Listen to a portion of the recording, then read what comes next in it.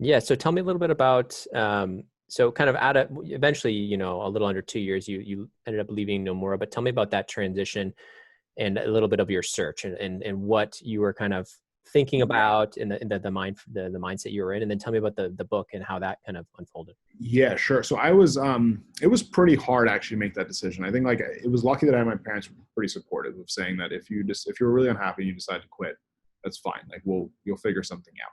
I didn't have student loans, which was another comfort. I think a lot of students are like, they're like, we have to pay off our loans. So I understand that I was in a little bit of a privileged position where my family was like, all right, you can come move home if you need to, and you don't have loans.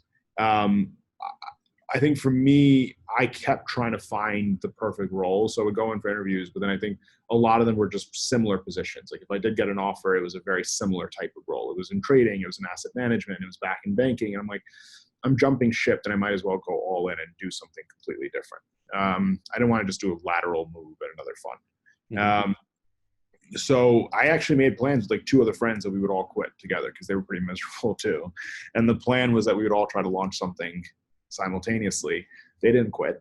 I ended up quitting, and I had some business ideas of what I wanted to do at the time. But those plans quickly blew up. I realized fairly quickly that those weren't things I would be interested in.